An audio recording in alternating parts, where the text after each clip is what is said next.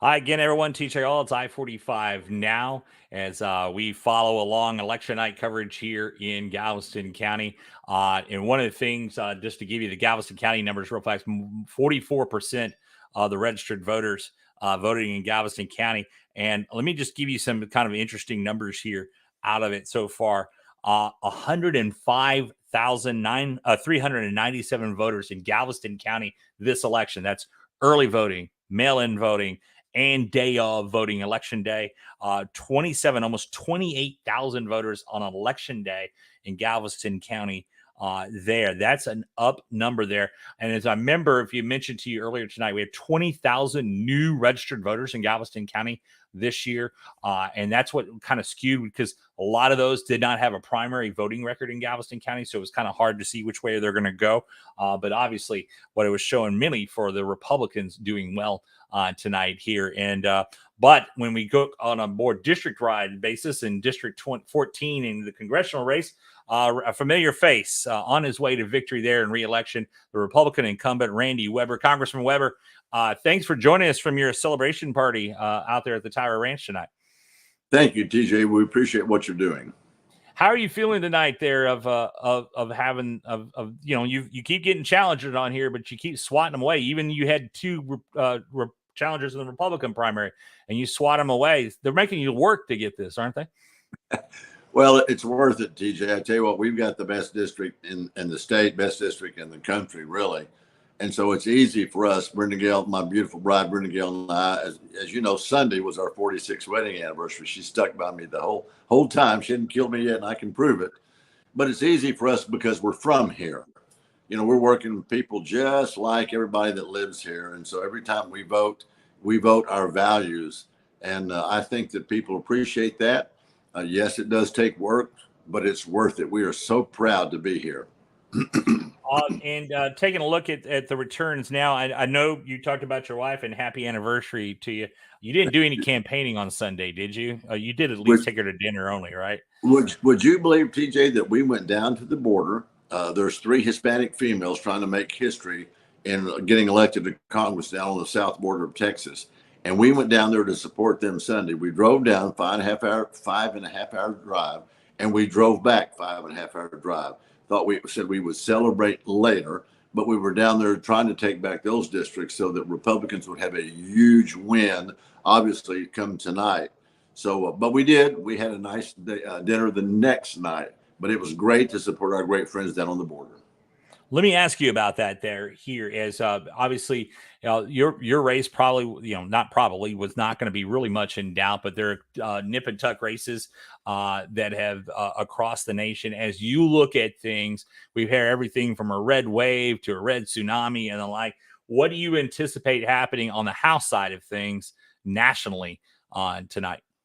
Well, that's been the subject of some discussion. We think maybe we get 232 to 240 seats, Republicans do in the House, so that we can stop Biden and his crazy agenda of killing the energy, oil, and gas industry, of having an open border, causing inflation, the worst inflation in 40 years, all of the transgender stuff that you hear, we want a parental rights bill out of Congress where parents have the right to go to their school boards and not get accused of being domestic terrorists.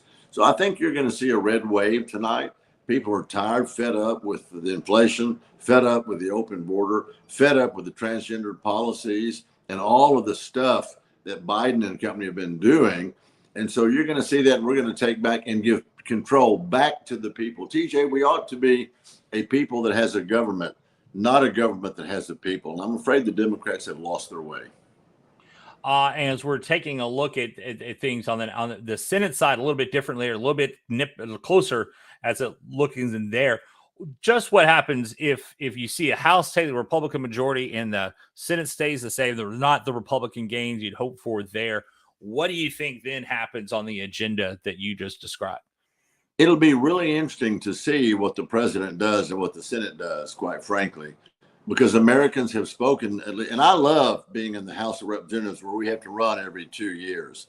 Senators have every 6-year terms. We get to be out in the, as you know, we get to be out and amongst our constituents. Me and my Nederland Bulldog bride, We get to be out at everything all the time. And when I'm in DC, of course, Brenda Gale's in the district at the chamber meetings, open house, ribbon cuttings, you name it. She's all over the place. And quite frankly, as you know, people would rather see Brenda than they would me anyway. But we get to, we know what's going on. We want, if the Senate stays in the Democrat hands, we will still pass bills out of the House that reflect those values I just described. And then it'll be up to the Senate, it'll be up to the president. What will they do when we send appropriation bills across the rotunda to the Senate? They send a bill to the president. We don't tend to have any no Green New Deal in it, no transgender stuff, all of the things that are crazy enough. No stopping the drilling of oil and gas. I said this earlier out in our crowd. The president went to Saudi Arabia and begged them to produce more oil. Why doesn't he come to Texas and beg us to produce more oil? Pardon me. All right. I think you'll see us send bills over there. Now, whether or not the Senate will man up and pass them out, whether the president would sign them, there's going to be an interesting dichotomy take place. Or is the Democrat, in your scenario, right, is the Democrat-controlled Senate and the Democrat president in the White House, are they willing to shut down, just stop all those appropriation bills? Are they willing to shut down the government? It's going to be interesting to watch.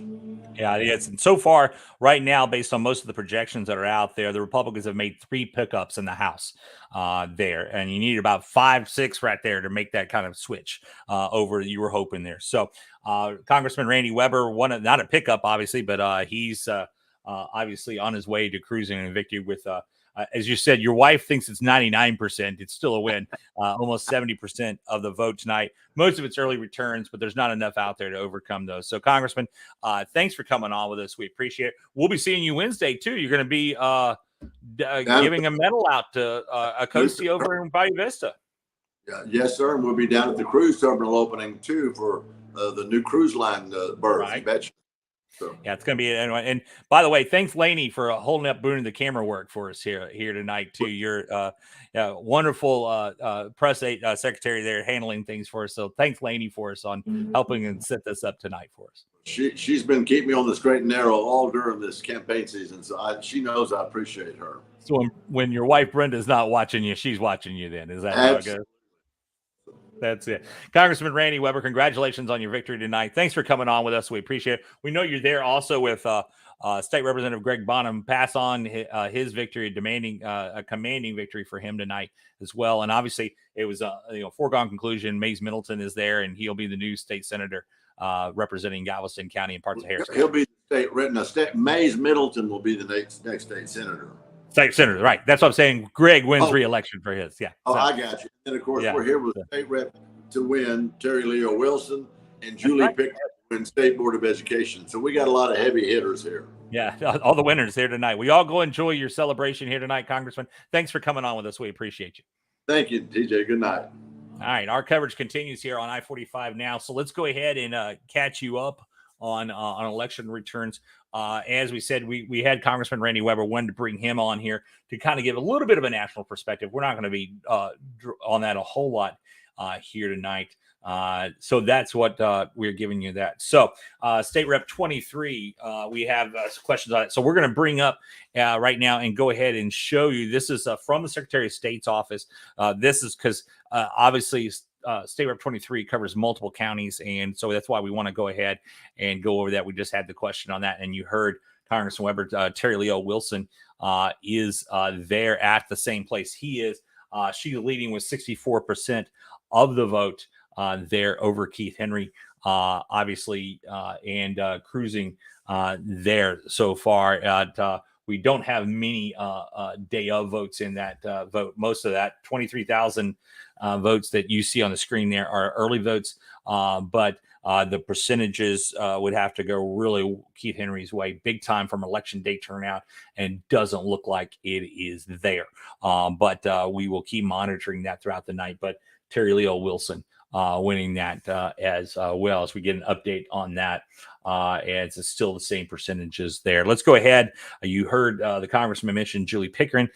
She's on her way to be elected to State Board of Education, District 7. By the way, Terry Wilson used to be a member of the State Board of Education in that district as well. And for those wondering on the statewide race for governor, Greg Abbott, the incumbent of the Republican, 54% of the vote. The Beto O'Rourke's 44% of the vote. Still, most of that is early return. Still waiting for Harris County numbers to come in there. That's going to be highly Democratic turnout. Let's see what changes happen as well. So let's get back to our local races.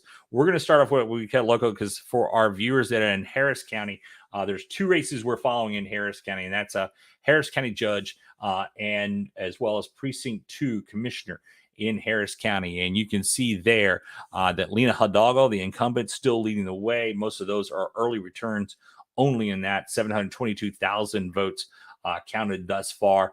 Nip and tuck between those two. Precinct 2 county commissioner. This is again only our early returns, but Adrian Garcia with 51% of the vote there. Now we're going to check and see if we've got any new numbers coming out of Galveston County. I don't think we have many new numbers in on Galveston County, but we'll go over what we have. Yeah, we don't have the last report for Galveston County was at 7:37 with only one election day polling center counted there. We're still waiting for mail-in ballots to get counted in. The early voting returns are in here now as well. As you can see, Randy Weber dominating there in Galveston County. Obviously, his precinct covers Jefferson County as well along the way. So let's go ahead and scroll down and get into our local races. These numbers are not changing from what we told you earlier tonight, but we'll go ahead and update you. Those of you who have not come in and didn't catch up with us here. But again, these are the same numbers we reported to you a little while ago. Let me get down here. As I mentioned about Greg Bonnen cruising to victory. His, by the way, his District 24 is all in Galveston County. So these votes you're seeing on that screen there, that's the hard numbers for him at 68%, almost 69% of the vote. So Greg Bonnen will be reelected and sits on some pretty powerful committees, by the way, in the state legislature on the House side for this area. So District Court Judge, 122nd District Court, Jeth Jones on his way to election there with 48,189 early votes. Mostly those of 47,000 of those are early votes, but he has 65%.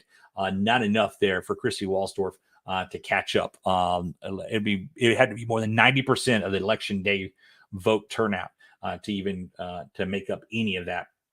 That's just not going to happen. Jack Rody on his way to re-election as the district attorney in Galveston County. He has 66% of the vote. County Judge Marque Henry, we told you this earlier tonight, his margin may not be as wide, but it's almost there as everybody else's on the Republican side. Again, dominating early voting there for Marque Henry, being reelected as county judge there. Again, Justice of the Peace Precinct 3. This will be the Democrat hold on tonight. Billy Williams is the incumbent in there.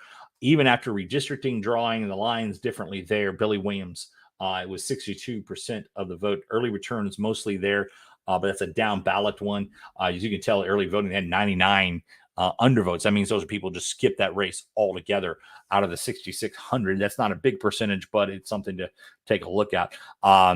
Ken Jenks is still leading Mindy Lakin and Galveston ISD School Board. We had someone ask about Texas City ISD bond propositions. I'm going to bring those up now. Again, these numbers do not change from what I was telling you earlier tonight. Prop A that's the one that's having the best luck tonight. 61% of the vote. This is mainly just early returns here. And Prop A, that's $131 million. That's to build a new Lamarck High School, a new early childhood center, a new ag barn, a new STEM robotics area too, as well. And the expansion of Texas City High School's fine arts and career tech, and then some safety and security upgrades along the way there. Prop B, a little bit closer along the line here, but not a huge. It's not a huge lead percentage-wise, but still comfortable. Those in Prop B, this is $27 million, almost $27.5 million on Prop B. That's that for bonds. That's renovations of the Texas City High School Stadium, a Stingray Stadium, and a new Lamarck High School Stadium that'll be constructed as well.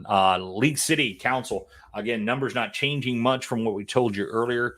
Nick Long, Andy Mann, unopposed. Obviously, Nick Long elected the new mayor. He replaces Pat Halsey, who was term limited and did not run, obviously, for re-election because he wasn't eligible. But Nick Long winning there. Andy Mann re-elected position 1 in League City. Now, position 2, dominating early return votes for Tommy Cones, the former city council member. He held council positions twice before, and the last time he was on council, he resigned to take a job as assistant fire chief and fire marshal. He has retired from the fire service, but he said still wanted to serve. He dominated the early voting in this one, and is on his way to a victory. Not going to be enough and day of voting to catch up for Billy Fragia. Billy, good guy, by the way. We got to know him on the campaign trail. Also, by the way, in the fire service, we have 3 people involved in the fire service who are running for League City Council. Tommy Cones, Billy there as well. And the next is Sean Saunders. We'll talk about his race here in District 7. Then we go into the race for position 3. This is the unexpired term. Larry Milligan held this seat, and then he resigned. So the person who wins this race will have to serve 2 years and then decide if they want to run again. And right now it's between Tom Cruise and Chris Dodson here. But really, Tom Cruise, who got out early, started campaigning early, got the Republican Party endorsement. He is dominating there, almost doubling the number of votes that Chris Dodson has. And all you have to get is more than 50% of the vote to avoid a runoff. And Tom Cruise looks like, just based on early returns, those numbers are going to hold up for him there. Chad Tressler, as I mentioned earlier tonight, also unopposed and reelected. Now, here's the other race. This is a 3-way race for position 7. Angie Mertens, Sean Saunders, and Larissa Ramirez. Sean Saunders, he's also one that got that Republican Party endorsement. Right now, it's between him and Larissa Ramirez of who is going to make the runoff here. Angie Mertens, this is her 3rd run for council. She ran against Nick Long, then got in her ran in the race at John Bowen, another candidate, and Angie, and then they went to a runoff between Bowen and one other candidate. Bowen held on to win that. He's on the council, but now Mertens, it looks to be the odd person out on this one, as more than doubling, almost 3,000 more votes Sean and Larissa have over her. So right now it's a battle of for the runoff there. That one looks like to be heading for a runoff. Pardon me. And now we look at the other big race of the night, probably the one that's gathering our most attention, even though it's one of the smaller cities around. It is the mayoral recall. This has gotten nasty on all sides in this. And this has been going on for more than a year. It goes back with the tax rollback that was successful, and then complaints about that. And the city and the county tax assessor collector getting into it. But then a petition to recall the mayor was successful to get it on the ballot. And right now, and again, most of this is just early returns. We don't have any day of voting yet. But right now, 55% of the voters are saying they don't want the mayor recalled and hold on to that seat there. But if you look at that early voting, and again, that's just one, and we don't think that's a Lamarque box that came in.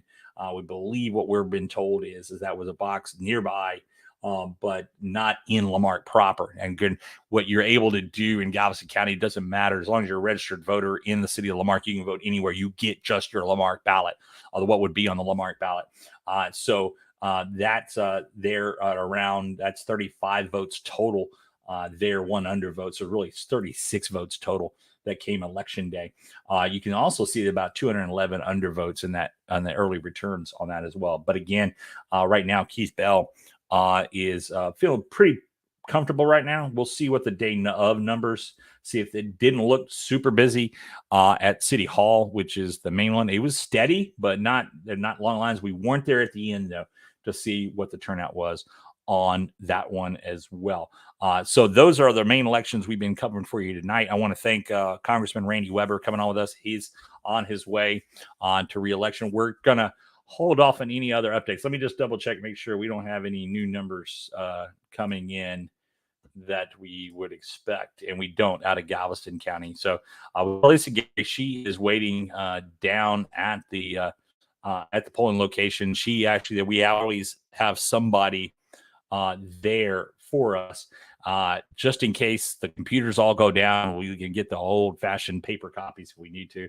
Again, for our Harris County viewers, that's in the Clear Lake area, Nassau Bay, where I live, obviously.